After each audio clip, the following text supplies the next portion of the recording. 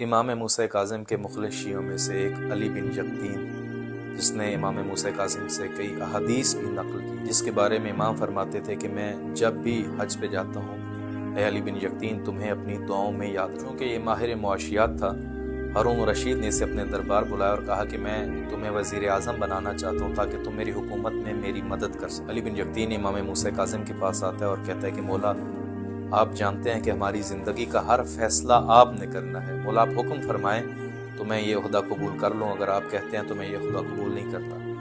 مولا نے کہا کہ یقین تم یہ عہدہ قبول کرو اور ساتھ میں تمہیں 3 خوشخبریاں سنا، اس کے بدلے تمہیں مجھ سے صرف ایک وعدہ کرنا ہے۔ پہلی خوشخبری یہ ہے کہ تمہیں کبھی تلوار سے موت نہیں آئے گی، دوسری یہ کہ تم کبھی قید خانے میں قید نہیں رہو گے، تیسری یہ کہ فقر و تنگدستی والی زندگی تمہیں نہیں ملے گی۔ اس کے بدلے تمہیں مجھ سے صرف ایک وعدہ کرنا ہے۔ بتائیے مولا کیا وعدہ کرو؟ کہا کہ تم جب وزیر اعظم بن جاؤ اور یہ وزارت کا عہدہ قبول کر لو، جتنا بڑا کام ہو، جتنی بڑی مصروفیت میں تم ہو، جب بھی میرا شیعہ چل کے تمہارے پاس آئے، سارے کام چھوڑ کے پہلے اس کی مدد کرو۔ امام سے وعدہ کر لیا کہ مولا میں ضرور مدد کروں گا۔ وقت گزرتا گیا، کوفہ سے ایک دفعہ صفوان جمال اپنی کوئی پریشانی لیے اس کے پاس گیا کہ میں علی بن یقطین کے پاس جاتا ہوں اور میری یہ مشکل ہے، علی بن یقطین ہی حل کر سکتا ہے۔ لیکن علی بن یقطین چونکہ مصروف ہو گیا، وزیر اعظم بن گیا اور کافی کام آ گئے، تو صفوان جمال کو وقت نہ دے سکا۔ صفوان جمال مایوسی کی حالت میں کوفہ واپس پلٹتا ہے اور دل میں سوچتا ہے کہ مولا نے اس سے وعدہ لیا تھا تب میں اس کی طرف گیا ہوں، لیکن اب چونکہ بڑا آدمی ہو گیا ہے، کہاں شیعوں کی بات۔ چند دنوں بعد جب علی بن یقطین مدینہ امام موسیٰ کاظم کی زیارت کو آتا ہے، بیت الشرف تشریف لاتا ہے، دروازے پہ دستک دیتا ہے، اندر سے غلام آتا ہے اور کہتا ہے علی بن یقطین مولا کہتے ہیں میں تم سے ملنا نہیں چاہتا۔ علی بن یقطین نے تعجب سے کہا کہ ابھی تو میں نے دستک دی ہے، تم آئے ہو، مجھے ابھی دیکھا ہے، امام کو جا کے بتاؤ تو صحیح کہ علی بن یقطین ملنے آیا۔ کہا کہ جب تم نے دروازے پہ دستک دی، مولا نے مجھے حکم دے کے کہا کہ علی بن یقطین کو کہنا اگر تمہارے پاس میرے شیعوں کے ملنے کا وقت نہیں ہے تو میرے پاس تم سے ملنے کا وقت بھی نہیں۔ تڑپ گیا جب یہ سنا کہ مولا مجھ سے ناراض ہے، سارے کام پایا صفوان جمال کے پاس اور صفوان جمال کے پاس آ کے معافی مانگی۔ صفوان جمال نے کہا کہ تم میرے گھر چل کے آئے ہو، میری عزت کے لیے یہی کافی ہے، میں نے تمہیں معاف کیا ہے۔ کہ مجھے ایسی معافی نہیں چاہیے۔ صفوان نے کہا پھر کیسے معاف کروں؟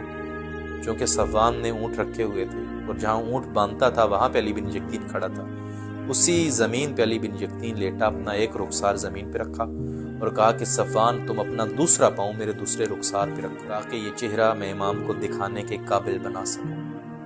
صفوان نے کہا یہ کام میرے لیے مشکل ہے، کہا تمہیں امام موسیٰ کاظم کی محبت کا واسطہ۔ صفوان نے اپنا پاؤں اس کے چہرے پہ رکھا، یہ کوفہ سے پھر مدینہ آیا، اب دروازے پہ دستک دی، پہلے غلام نے دروازہ کھولا تھا، اب خود امام نے دروازہ کھولا۔ علی بن یقطین کو امام کاظم نے گلے لگا، امام نے کہا تم نے میرے شیعہ کی اتنی مدد کی ہے، میں امام وقت تمہیں ایک اور خوشخبری سناتا ہوں، تمہاری جنت کا ضامن میں خود امام موسیٰ کاظم۔